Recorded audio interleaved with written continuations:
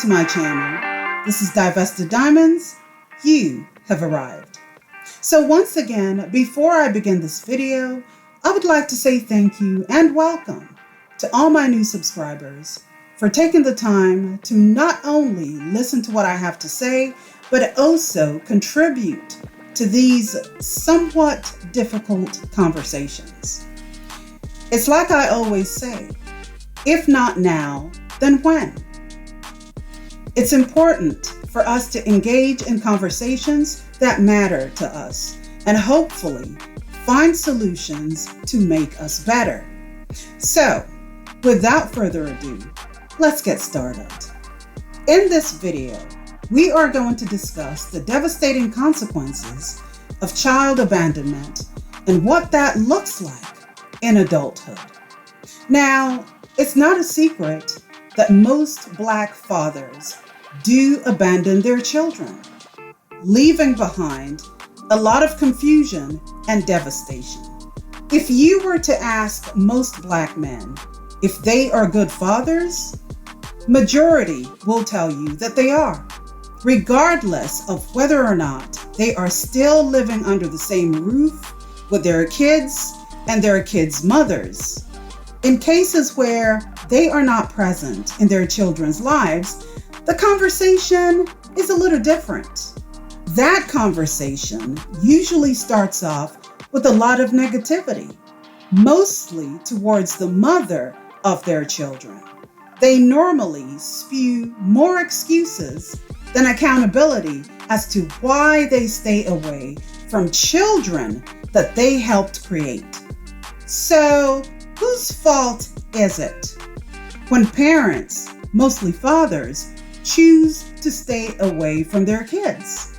Do you blame the child for existing, even though it's not their fault for being born in the first place? Do you blame the mother for being vulnerable enough to succumb to the very actions that lead to the creation of a human being, even though sometimes this situation occurs in a marriage? What about the men? Should they be blamed for not using the initiative to protect themselves and the women from having oops babies? Or is that solely left to the woman to make sure that encounter does not lead to the birth of a child? A child that may or may not be wanted? Kelly Rowland recently appeared on the Today Show with Hoda as a co-host on the show. She talked about how her father had been missing from her life for 30 years. Yes, you heard that correctly. 3 decades. After the birth of her son, Titan, in 2014, she started considering a reconciliation, and more so after the death of her mother, Doris, in that same year. The passing of her mother hit her hard. She sat down and thought for a moment, oh my God, I have no parents. Then afterwards, she was like, yes, I do. The feeling of wanting to reconnect with her father became stronger and stronger. So in 2018, she decided to reach out to him.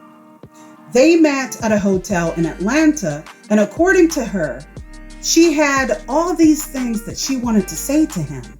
But once she saw him, everything just went out the window. She said that they sat down and he spoke to her for 2 hours, explaining certain things to her and pretty much filling in the missing pieces of her puzzle. Kelly said her understanding of where her dad was as a kid was that he was not really ready as a father. Now, part of the reason Kelly was separated from her father was because he was a drunk whose abusive behavior forced Kelly's mother to leave him. She continued, I was angry at him. I was disappointed in him. I had all those feelings of abandonment. I think as a kid, you just feel like if they're not there, they don't want to be here. So that's what I felt, and that feeling sucked. After Kelly and Destiny's Child rose to stardom, she specifically instructed her security to bar her father from visiting her backstage while the girls were on tour. Christopher Lovett, Kelly's father, who arrived on the show with a bunch of flowers for Kelly, explained that he began to follow Kelly after her career took off and described how it felt to be turned away by security at her concerts. He said, "People used to tell me, 'I saw your daughter,' and I used to sit there and say, 'Well, I didn't,' and it used to hurt." Are you paying attention? So when Kelly started performing in certain places, I followed her. And I did go to a couple of places. I didn't get a chance to see her because security wouldn't let me see her. It was sad, really. He later said that he wanted to tell Kelly he loved her and that he never gave up. Kelly responded by saying she was trying to protect herself. I wasn't ready to deal with those feelings. She also said that she remembered how her feelings towards Christopher began to change, like I mentioned earlier, after her son was born, which was 3 weeks before she lost her mother, Doris. Kelly said she felt she had to allow herself to give her father grace and encouraged other people to reach out to their estranged parents if or when they are ready. She understands her father a little bit better after hearing about his own difficult childhood and strained relationship with his own father and grandfather. Forgiveness is always right there. There's so much to unpack here. Listen, if Kelly loves it, I'm ecstatic about it. My heart goes out to anyone who has ever had to deal with child abandonment or any other type of abandonment by a parent. I absolutely understand that there is an inherent need when you go through such trauma to find answers. And in this case, the only person capable of giving you those answers is the parent who abandoned you. It doesn't matter if you grew up in a 2-parent household where one parent chose to leave, or in cases of adoption where a parent, or sometimes both, decide to give you up. It hurts just the same, and the psychological impact can be severe. It's not fun feeling that you are not wanted or loved. It's not fun when you feel discarded as a child, because those feelings follow you all the way into adulthood, and they manifest themselves in how you view yourself and can also bear a negative impact in your relationships, especially romantic relationships. Kelly did mention how her abandonment caused her to have daddy issues. People joke about daddy issues all the time. They joke about mommy issues all the time too. Having these issues is not something that anyone asks for. Sometimes you are just a pawn in your parents' dysfunctional relationship, and the trauma is collateral damage to your emotional and mental well-being. What I do find extremely sad in this situation is that Kelly's father didn't try hard enough, in my opinion, to see his daughter. That could also be attributed to the fact that his actions towards her mother, the alcohol and aggression, that was too much. Perhaps the situation at the time was so severe that the best thing for Kelly's mother to do was protect her daughter from this abusive man. It was the right thing to do. It's also interesting how Kelly was quick to just take this man at his word when he said that Kelly was told a lot of things that weren't true. That may or may not be the case. However, I would take anything this man has to say with a grain of salt because Kelly's mother is not here to defend herself. She's not here to debunk some of what Christopher has to say. It's also kind of interesting in terms of timing on how he deemed it necessary to reach out to Kelly just after her career took off. My thing is, if you haven't been in contact with your daughter for years, is it really appropriate for you to show up at her place of work when she is in concert? What happened to phone calls? And back then, he could have written her a letter expressing exactly how he felt. At some point during the interview, he claimed that Kelly and her mother had moved away, and so he couldn't find them. It's so easy to walk away from a child, is it not? It's so easy to have all these excuses when no one can verify how much effort you had actually put in finding your daughter. I do think and feel that Kelly's mother did the right thing in getting away from this toxic relationship. At least she didn't stay just so she could say that she had a man in the house. Now I know, and it's been proven, that majority of people who grow up in two-parent households are much more balanced and tend to do better overall. What they don't tell you is that the success of that is predicated upon the quality of parents you have. There are so many single married women out there who find themselves doing all the parental legwork while the men come in and out of the house, too busy for their own children, not only physically, but emotionally as well. In the so-called community, Black women do all the work anyway when it comes to children.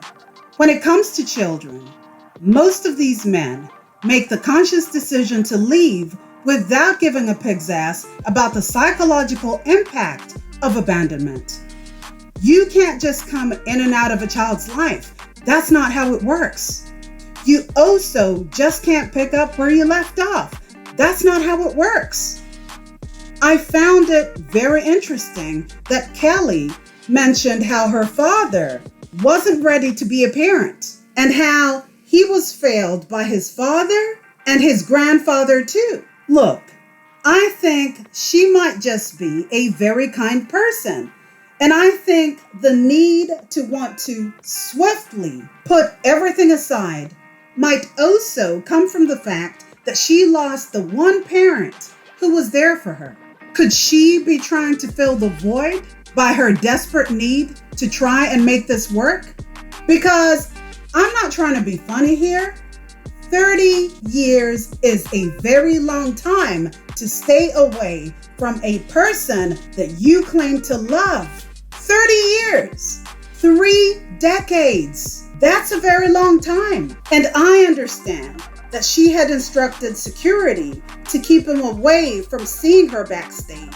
But that is a natural reaction for a hurt person trying to protect themselves. Did he try to reach out to her before the fame? Or did she become more valuable to him after the money started rolling in? We have to understand that Black men are very strategic in damn near everything they do. He knew what he was doing when he shared his sob story about his father failing him and his father being failed by his grandfather. It shows a cycle of dysfunction that Kelly could relate to, therefore pulling at her heartstrings while making him a victim of circumstance. Forgiveness can be possible, but not necessary when it comes to such issues.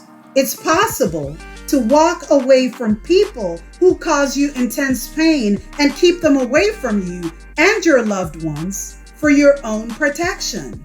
You can choose to forgive or not. It's your prerogative. Forgiveness is not something that should be expected of you, because we have to realize that we don't all have the capability to just put aside a lifetime of pain in order to have a relationship with that person. People always say that blood is thicker than water. Well, so is ketchup. What's your point?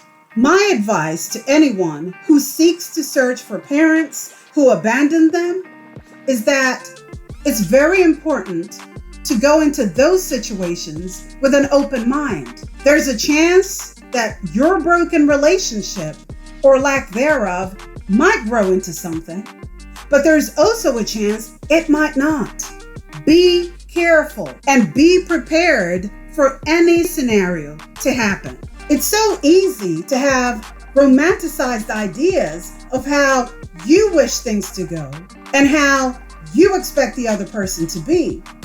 But you don't always get what you want, and that's okay. You have to remember this. You have come this far without them. You are going to be okay. It's normal to be cautious, and it's okay to protect your energy around them, because the fact is, the only thing you have with this person is DNA. They are still a stranger to you. So don't dive in head first. Take your time to get to know them if that's what you choose to do. If not, get the answers you need and move on with your life. Forgiveness is a privilege, not a right. So let's have a discussion. Please leave your thoughts and comments down below. Don't forget to like, share, and subscribe to the channel. And remember, ladies, it's okay to walk away from situations that no longer serve you. If answers are what you're looking for, get them and work on protecting your energy. Thank you so much for watching. This is Divested Diamonds, and I'll see you next time. Bye, diamonds.